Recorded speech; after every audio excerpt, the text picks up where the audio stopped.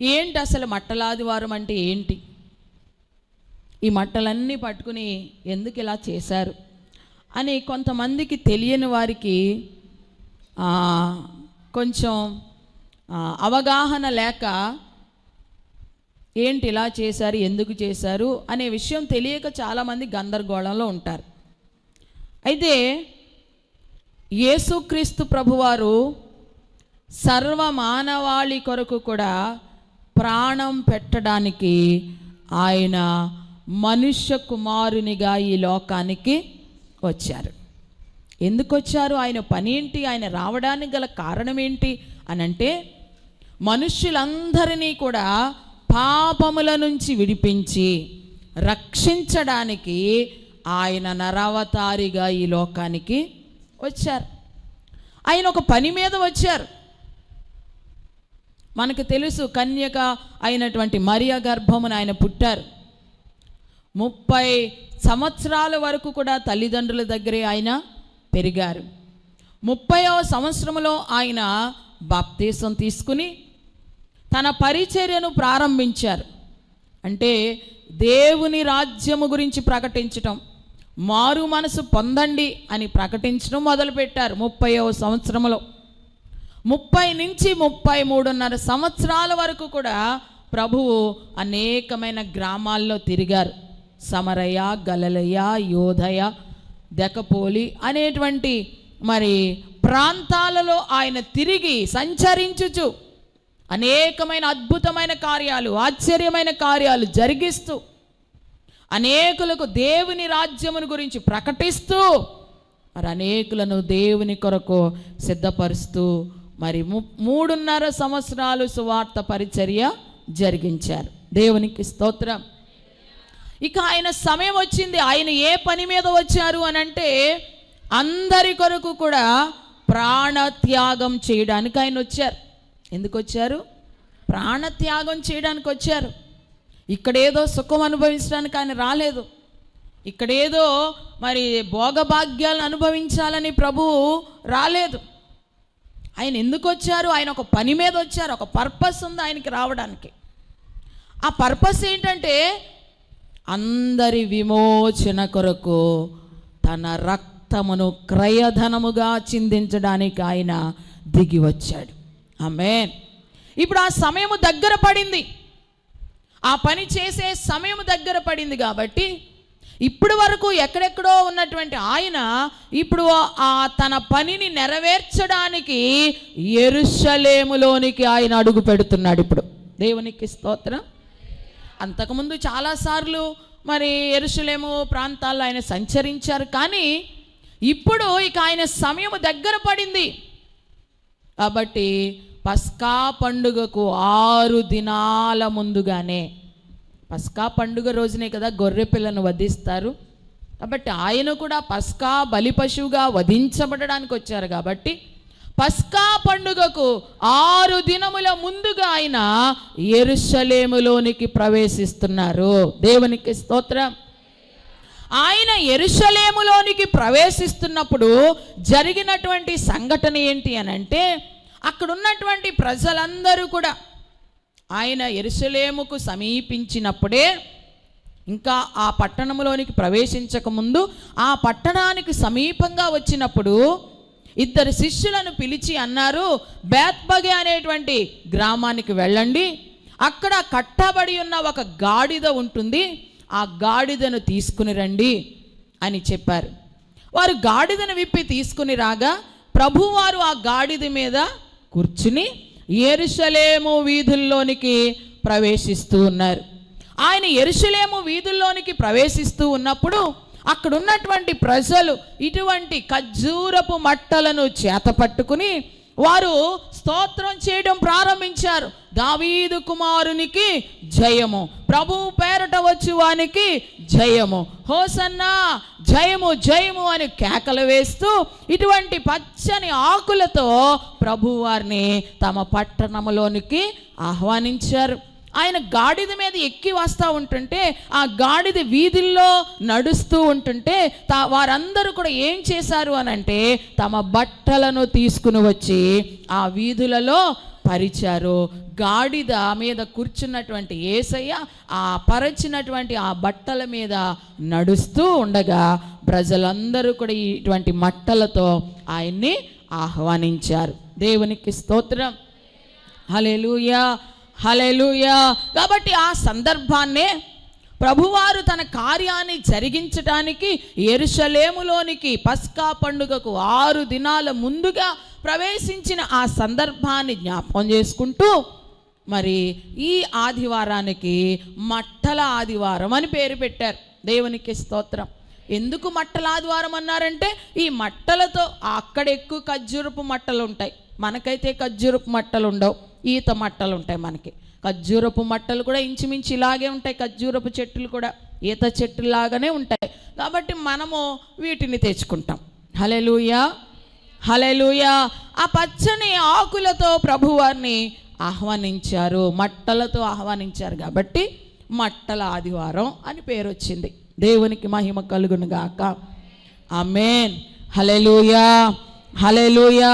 ఇదొక ఆచారం అని కాదు, ఇదొక సాంప్రదాయము అని కాదు, కానీ మన ప్రభువు మన కోసము త్యాగం చేయడానికి ఈ లోకానికి వచ్చారనేటువంటి ఒక సంతోషముతో, ఆయన మన కోసం ప్రాణాలు అర్పించకపోతే నేడు ఈ రక్షణ భాగ్యం మనకు ఉండేది కాదు కదా.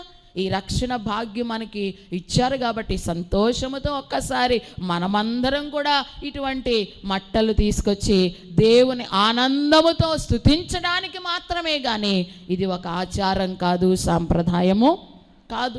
దేవునికి మహిమ కలుగును గాక. ఆమేన్. హల్లెలూయా. పచ్చని ఆకులు ఎప్పుడు ఉపయోగించేవారు అని అంటే ఒక వ్యక్తి ఎప్పుడైనా దేనిలోనైనా జయిస్తే, జయము పొందితే, విజయము పొందితే ఖచ్చితంగా ఆ విజయం పొందిన వారికి పచ్చని ఆకులతో కిరీటం చేసి పెట్టేవారు. జయము పొందిన వారికి, విజయం పొందిన వారికి ఆ పచ్చని ఆకులతో ఏం చేసేవారు? కిరీటము అల్లి పెట్టేవారు. అదే ఒక ప్రైజ్ అన్నమాట ఆ రోజుల్లో. హల్లెలూయా. అంటే మన ప్రభువు మరణాన్ని జయించి తిరిగి లేవబోతున్నాడు అని ముందే ఇటువంటి పచ్చని తోరణాలతో, పచ్చని ఆకులతో ప్రభు వారికి స్వాగతం పలికారు. ఆయన మరణాన్ని జయించినటువంటి మృత్యుంజయుడు. దేవునికి మహిమ కలుగును గాక. ఆమేన్. అది ఈ మట్టల ఆదివారం యొక్క ఉద్దేశం. మరి కొన్ని దినాలలో మనం ఫ్రైడే యేసు ప్రభు వారి మరణించిన దినాన్ని మనం జ్ఞాపకం చేసుకుంటాం. సిలువ మీద మరణించిన దినం ఆ దినం కాబట్టి అంతకంటే ముందుగా వచ్చే ఆదివారాన్ని మట్టల ఆదివారంగా చెప్తారు. అయితే ఈరోజు నేను మీకు చెప్పాలనుకున్న అంశం ఏంటంటే, యేసయ్య మరి పస్కా పండుగకు 6 దినాల ముందుగా యెరూషలేములోనికి ప్రవేశించినప్పుడు ఆయన ఉపయోగించినటువంటి ఒక ప్రాముఖ్యమైనటువంటి మరి జంతువు ఉంది. అది ఏంటి అనంటే గాడిద. చెప్పండి. ఆయన ఉపయోగించిన ఒక ప్రాముఖ్యమైన వాహనం ఏంటి అనంటే గాడిద. కాబట్టి ఈరోజు నేను యేసయ్య ప్రణాళికలో గాడిద అనేటువంటి అంశాన్ని మీకు చెప్పాలని సిద్ధపడొచ్చాను.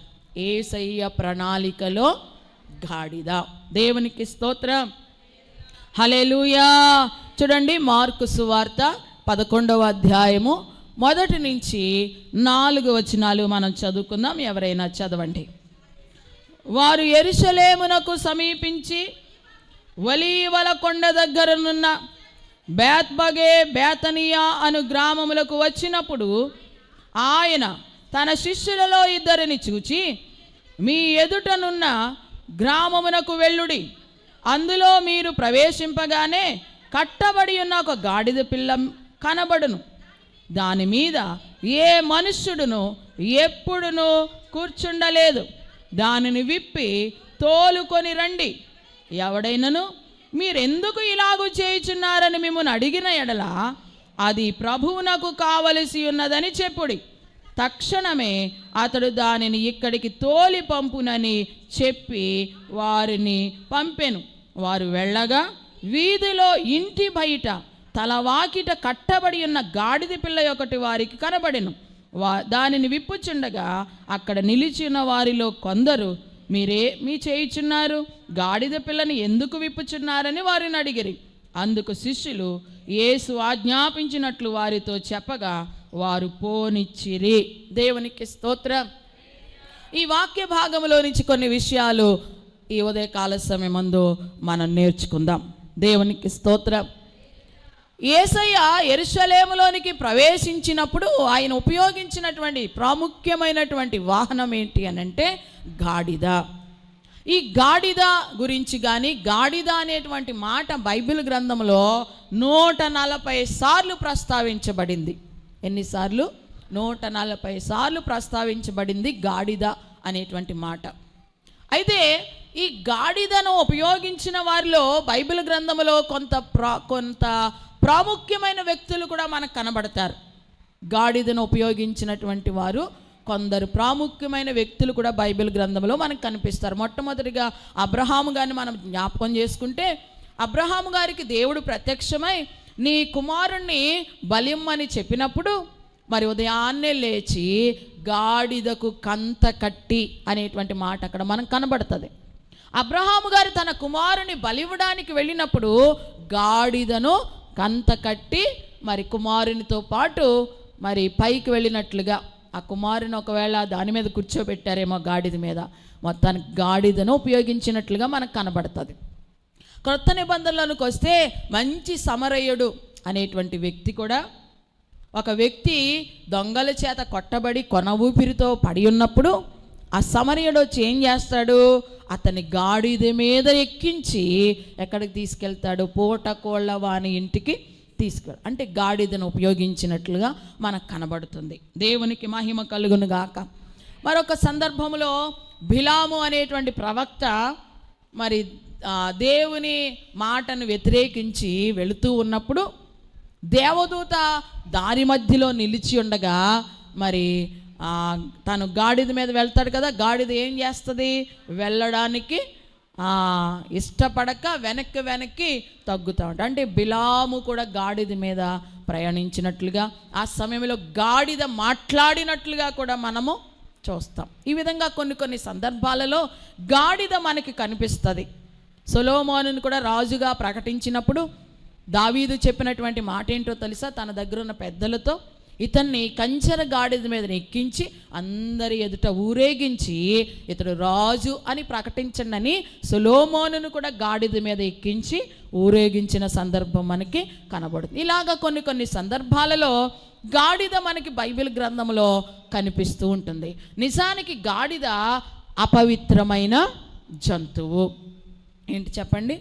అపవిత్రమైన జంతువు. అయితే ఈ అపవిత్రమైనటువంటి జంతువును ప్రభువు కోరుకుని మరి ఆ గాడిదను పిలిపించుకుని ఆ గాడిద మీద ఎక్కి ఆయన యెరూషలేములోనికి వెళ్ళినట్లుగా మనం చూస్తాం.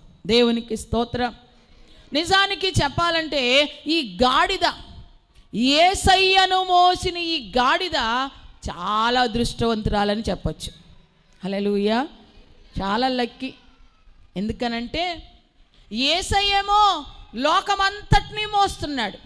యేసయ్యేమో లోకమంతటినీ మోస్తుంటే లోకమంతటినీ మోస్తున్న యేసయ్యను ఈ గాడిద మోసింది. హల్లెలూయా. ఎంత ధన్యత దానికి! ఎంత ఆశీర్వదించబడిన గాడిదది. హల్లెలూయా. చాలా అదృష్టమైనటువంటి గాడిద. యేసయ్యనే మోసింది ఈ గాడిద. చాలా అదృష్టమైనటువంటి గాడిద అని మనం చెప్పొచ్చు. దేవునికి స్తోత్రం. హల్లెలూయా. యేసయ్యను మోసిన ఈ గాడిదలో నుంచి ఒక 5 విషయాలు ఈరోజు మీకు చెప్పాలని నేను ఆశపడతా ఉన్నాను. 5 అంశాలు. దేవునికి స్తోత్రం. హల్లెలూయా. రకరకాలైనటువంటి బానిసత్వంలో మనం కట్టబడి ఉన్నాం, కానీ ప్రభువు తన కృప చేత మనందరినీ కూడా బంధకాల్లో నుంచి విడిపించాడు. ఆమేన్. రక్షణ పొందిన వారందరూ కూడా ఏం చేయబడ్డారు చెప్పండి? విడిపించబడ్డారు. బంధకాల్లో ఉన్నటువంటి వారు విడిపించబడ్డారు. మరి విడిపించబడినటువంటి నీవు ఇంకా అలా విడిపించబడే ఉన్నావా? మళ్ళా వెళ్ళి బంధకాల్లో చిక్కుకున్నావా? హల్లెలూయా. కొందరైతే ఫస్ట్ నుంచి ఇంకా బంధకాల్లో ఉన్నారు, రక్షణ లేకుండా ఇంకా బంధకాల్లోనే ఉన్నారు. కొంతమంది రక్షణ పొంది కొన్ని దినాలు విడిపించబడి మరలా వెళ్ళి సాతాను బంధకాల్లో చిక్కుకున్న వారు కూడా కొంతమంది ఇక్కడ కనబడుతున్నారు. దేవునికి స్తోత్రం, హల్లెలూయా, దేవునికి మహిమ కలుగును గాక, ఆమేన్. మనము బంధకాల్లో ఉంటే ఏంటి అనంటే, బంధకాల్లో ఉన్నంతసేపు కూడా దేవుని కృపను మనం పొందుకోలేం. బంధకాల్లో ఉన్నంతసేపు కూడా దేవుని చేతిలో మనము వాడబడలేము. దేవుని కొరకు ఏ విధంగా కూడా మనము ఉపయోగపడలేము. హల్లెలూయా. కట్టబడి ఉంటే దేవుడు నిన్ను వాడుకోడు. నువ్వు ఏ విధమైన బంధకాల్లో ఉన్నా, ఏ విధమైన పాపములో ఉన్నా సరే దేవుడు నిన్ను వాడుకోడు. హల్లెలూయా. మనమందరం గాడిదలం. గాడిదని ఎవరిని అంటారు అసలు? మనమందరం గాడిదలం. గాడిదని ఎవరిని అంటారు అసలు చెప్పండి? పని పాట లేకుండా గాడిదిలాగా ఎదుగా, గాడిదిలాగా ఉన్నావు, ఏమీ లేదు అని తిట్టేటప్పుడు ఉపయోగిస్తాం మనం గాడిద అని. ఎప్పుడు ఉపయోగిస్తాం చెప్పండి? తిట్టేటప్పుడు ఉపయోగిస్తాం గాడిద. హల్లెలూయా. కానీ దేవుని పిల్లలమైన మనల్ని దేవుడు అనేకమైన వాటితో బైబిల్ గ్రంథంలో మనల్ని పోల్చాడు. ఒక చెట్టుతో పోల్చిన సందర్భం మనకు కనబడుతుంది. ఇక్కడైతే దేనితో ప్రభు మనం పోలుస్తున్నాడంటే ఒక గాడిద. ఇక్కడ కట్టబడి ఉన్న గాడిద, ప్రభు కోరుకున్న గాడిద ఎవరంటే నీవు నేనే. హల్లెలూయా, హల్లెలూయా. చెప్పండి, నేను ప్రభు కోరుకున్నా. హల్లెలూయా. నాన్నగారు ఒక పాట కూడా రాశారు. ఏంటది చెప్పండి? యేసయ్యా నీ గాడిదనైనా నన్ను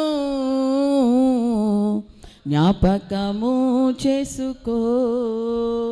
యేసయ్యా నీ గాడిదనైనా నన్ను జ్ఞాపకము చేసుకో. శక్తిహీనుడను భక్తిహీనుడను, శక్తిహీనుడను భక్తిహీనుడను, నీ కృపతో నన్ను జ్ఞాపకము చేసుకో. యేసయ్యా నీ గాడిదనైనా నన్ను జ్ఞాపకము చేసుకో. నాన్నగారు అన్నారు, యేసయ్యా నేను నీ గాడిదను. మరి మీరు చెప్పగలరా యేసయ్యా నీ గాడిదను నేనని? గాడిదలు అంటే చాలా రకాలైన గాడిదలు ఉంటాయి. ఇక్కడ యేసయ్యను మోసిన గాడిద గురించి మనం మాట్లాడుకుంటున్నాం. అటు ఇటు తిరిగేటువంటి కంచర గాడిదల గురించి చెప్పట్లేదు ఇక్కడ. హల్లెలూయా. పెంట మీద చెత్త మీద చెత్త ఏరుకునేటువంటి గాడిదల గురించి ఇక్కడ మాట్లాడట్లా. హల్లెలూయా. కొన్ని గాడిదలు అలాగుంటాయి, ఎంతసేపు ఆ చెత్తతో వెంట తిరుగుతూ ఉంటాయి కొన్ని గాడిదలు. కానీ కొన్ని గాడిదలు ప్రభువుని మోసే గాడిదలుగా ఉంటాయి. మరి నువ్వు ఏ గాడిదగా ఉన్నావు? నువ్వు చెప్పగలవా? నాన్నగారు చెప్పినట్లుగా యేసయ్యా నీ గాడిదనయ్యా నేను. హల్లెలూయా, హల్లెలూయా. దేవునికి మహిమ కలుగునుగాక. మనమందరం గాడిద లాంటి వారు. ప్రభు నిన్ను కోరుకుంటున్నా. నువ్వు కట్లలో ఉండడం ఆయనకి ఇష్టం కాదు. నిన్ను విడిపించాలని, ఆ బంధకాల్లో నుంచి, ఆ చెరలో నుంచి నిన్ను విడిపించాలని ప్రభు అయిన యేసయ్య కోరుకుంటున్నాడు. మరి విడిపించబడడానికి నువ్వు ఇష్టపడుతున్నావా? బంధకాల్లో నుంచి బయటికి రావడానికి ఇష్టపడుతున్నావా? హల్లెలూయా. నాకు ఇదే బాగుందండి అని అనుకుంటున్నావా? ఆ అలవాట్లే నిజమే. అలవాట్లో ఉన్నంతసేపు చాలా సుఖంగా ఉన్నట్టు అనిపిస్తుంది, చాలా సంతోషాన్ని ఇస్తున్నట్లుగా అనిపిస్తుంది. కానీ చివరికి ఆ బంధకాల్లోనే నువ్వు ఉంటే నువ్వు ఎక్కడికి వెళ్తావు? నరకాగ్నిలోనికి వెళ్తావు. జాగ్రత్త. కాబట్టి ఆ బంధకాల్లో నుంచి నిన్ను విడిపించాలని ప్రభు ఇష్టపడుతున్నాడు. ఇక్కడ ఈరోజు మనం చదువుకుంటున్న ఈ గాడిద యొక్క పరిస్థితి ఎలాగుందంటే, మొట్టమొదటిగా బంధించబడి కట్టబడి ఉన్న గాడిదగా ఉంది. మరి మీరు బంధించబడి ఉన్నారా? విడిపించబడి ఉన్నారా? ఆలోచన చేయండి. దేవునికి స్తోత్రం. హల్లెలూయా. ఇప్పటికే ఒకప్పుడు మీరు కట్లలో కట్టబడి విడిపించబడిన వారిగా ఉంటే ధన్యులు అని వాక్యం సెలవిస్తుంది. విడిపించబడిన గాడిదలుగా ఉంటే మీరు బహుధన్యులు. రెండవదిగా ఈ గాడిద యొక్క పరిస్థితిని మనం చూస్తే 2వ వచనం చదవండి. 2వ వచనం 2వ వచనమే కింది లైను. కట్టబడి ఉన్న ఒక గాడిద పిల్ల కనబడును, దాని మీద ఏ మనుష్యుడును ఎప్పుడును కూర్చుండలేదు. హల్లెలూయా. ఈ గాడిద యొక్క పరిస్థితి ఏంటంటే ఎప్పుడూ కూడా ఇది భారము మోయలేదు, బరువు మోయలేదు, భారము మోయని గాడిదగా ఉంది ఈ గాడిద. ఒకటి బంధించబడిన గాడిదగా ఉంది. రెండవదిగా ఈ గాడిద పరిస్థితి ఏంటంటే భారము మోయని గాడిదగా ఉంది.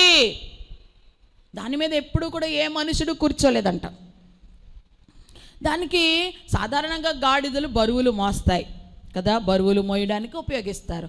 కానీ దానికి అలవాటు అవ్వకపోతే మొట్టమొదటిసారిగా ఎవరైనా దాని మీద ఎక్కడానికి ప్రయత్నం చేశారనుకోండి, సాధారణంగా గాడిద ఏం చేస్తుంది, ఏ జంతువైనా సరే విదిలించేసుకుంటుంది, లేకపోతే ఒక్క తన్నుతుంది. హల్లెలూయా.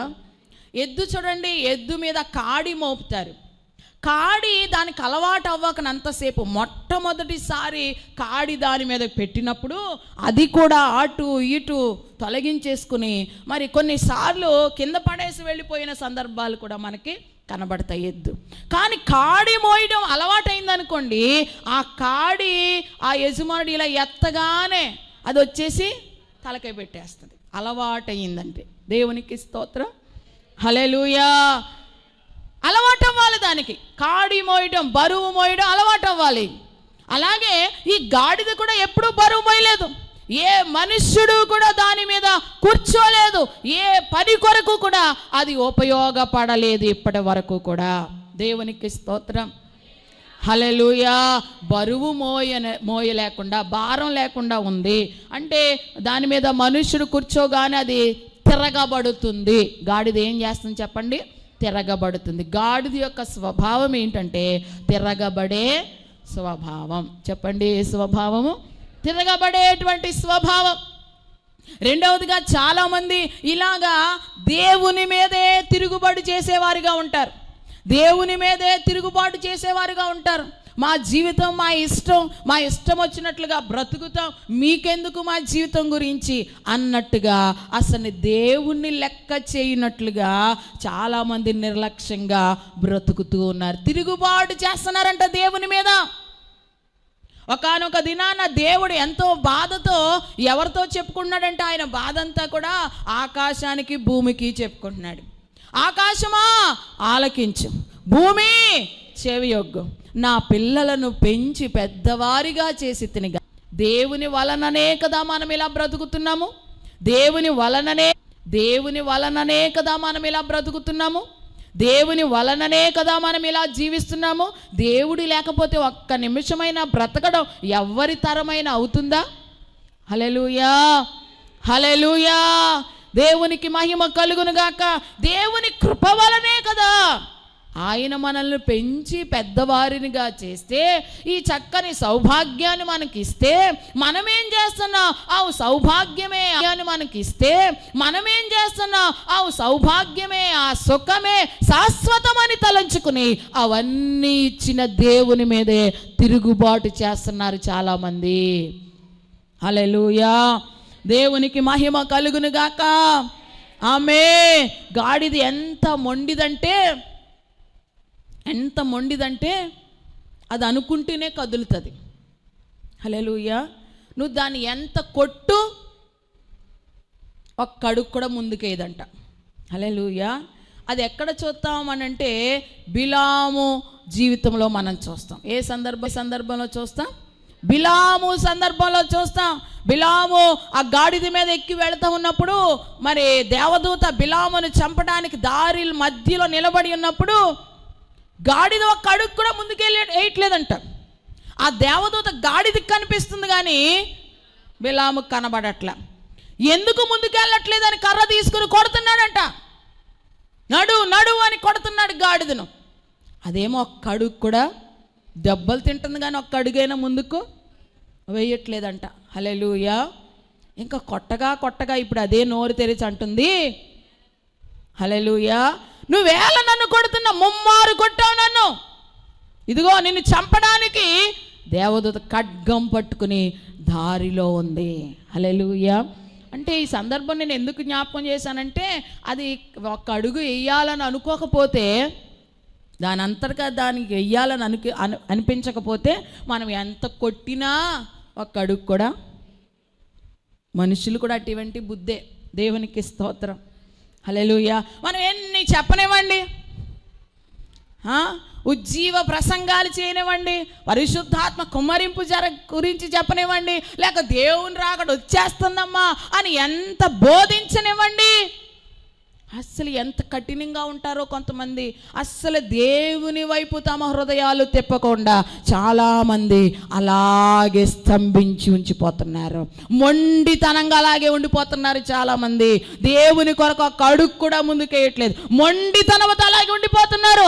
ఏమవుతుందిలే అన్నట్టుగా. హల్లెలూయా. ఆ పాస్టర్లకి ఏం పని ఉంది, అలాగే చెప్పుకుంటారులే, ఏమవుతుందిలే, ఎప్పటి నుంచో చెప్తున్నారు, ఇవన్నీ జరుగుతాయేంట్లే. హల్లెలూయా. హల్లెలూయా. అలాగ అనుకుంటూనే ఇప్పుడు చివరి రోజుల్లోకి వచ్చేసాం. దేవునికి స్తోత్రం. హల్లెలూయా. దేవునికి మహిమ కలుగును గాక. ఎప్పుడో జరుగుతుంది అనుకోవటం కాదు, ఇప్పుడు మన రోజుల్లోనే అన్ని జరుగుతూ ఉన్నాయి. హల్లెలూయా. నువ్వు మొండితనంతో అలాగే ఉంటున్నావేమో, దేవుని వైపు తిరగకుండా మొండితనంతో అలాగే నీ బ్రతుకుని కొనసాగిస్తూ ఉన్నావేమో. దేవుని రాకడ వస్తుంది, జాగ్రత్త. ఆమేన్. హల్లెలూయా. క్రైస్తవులకి హింసలు పెరుగుతున్నాయి, జాగ్రత్త. ఆమేన్. హల్లెలూయా. ఏం పెరుగుతున్నాయండి? హింసలు పెరుగుతున్నాయి. ఈ మధ్యనే మరి ఒక చట్టం కూడా మరి విడుదలయ్యింది కదా, క్రిస్టియన్స్గా ఉంటే అన్నీ పోతాయి. హల్లెలూయా. ఇప్పుడు తెలుస్తుంది అసలైన క్రైస్తవులు ఎవరో. దేవునికి స్తోత్రం. హల్లెలూయా. ఇటువంటివి వస్తేనే కదా తెలిసేది అసలైన క్రైస్తవులు ఎవరో. హల్లెలూయా. ఇప్పుడు వరకు ఎందుకు నమ్ముకున్నారు, ఇప్పుడు ఎందుకు నమ్ముకుంటున్నారు, ఇప్పుడు అర్థమవుతుంది. దేవునికి మహిమ కలుగు. క్రైస్తవులు అని చెప్పుకుంటే అన్నీ క్యాన్సిల్ చేసేస్తారు. మేము ప్రభువుని నమ్ముకున్నాము, చర్చికి వెళ్తున్నామంటే మీకు వచ్చేవన్నీ క్యాన్సిల్. ఇంకా వచ్చేసింది కదా చట్టం. కాబట్టి ఇప్పుడు అసలైన క్రైస్తవులు బయటపడతారు. దేవునికి మహిమ కలుగును గాక. ఇంకా కొంతమంది చెప్తున్నటువంటి విషయాలు ఏంటంటే, యుద్ధం ఇలాగే తీవ్రతరమైతే కరువు వచ్చే పరిస్థితులు ఉన్నాయి. ఎలా ఉన్నాయంటే చెప్పండి, ఏముందంట? భయంకరమైన కరువు వచ్చే పరిస్థితి మన ముందుందని చాలామంది చెప్తున్నారు. ఆ కరువు వచ్చినప్పుడు, ఇటువంటి కరువు వచ్చినప్పుడే విడుదల చేస్తారు 666 ముద్ర లాంటిది. అది వేయించుకుంటేనే మీకు రేషన్ అంటారు, అది ఉంటేనే మీకు మరి బియ్యము అన్నీ ఇస్తానంటారు. ఇటువంటి సమయంలోనే మరి మన భక్తిని కాపాడుకోవలసిన, మన యథార్థతను కాపాడుకోవలసిన రోజులు దగ్గర పడ్డాయి. ఇంకెంతకాలం నువ్వు అలా మొండితనంతో ఉంటావు? ప్రభువుతో నాకేంటి పని, ప్రభువుతో నాకేంటి అంటే దాని అర్థం ఏంటంటే ఎప్పుడు కూడా ఏ బరువు బాధ్యతలు లేకుండా అది ఉందన్నమాట. ఎలా ఉంది చెప్పండి? బరువు బాధ్యతలు లేకుండా సుఖంగా గడిపేసే జీవితాలు కొంతమందివి. అసలు కుటుంబ భారం ఉండదు, కుటుంబ బాధ్యత ఉండదు, వారి ఆత్మను గురించిన భారం ఉండదు, వారి ఆత్మరక్షణ గురించినటువంటి, కుటుంబ రక్షణ గురించినటువంటి భారము బాధ్యత లేకుండా జులాయిగా గడిపేసేటువంటి బ్రతుకులు కొంతమందివి. హల్లెలూయా. వారు వెళ్ళగా వీధిలో ఇంటి బయట తలవాకిట కట్టబడి ఉన్న గాడిద పిల్ల. ఈ గాడిద పిల్ల ఎక్కడుందంటే ఇంటి బయట ఉందంట. ఎక్కడుంది? ఇంటి బయట. దీని పరిస్థితి ఏంటంటే, ఈ గాడిద ప్రభువు దగ్గరికి రాకముందు దీని పరిస్థితి ఏంటంటే ఇంటి బయట ఉన్నది, లోపల లేదది. హల్లెలూయా. హల్లెలూయా. దేవునికి మహిమ కలుగును గాక.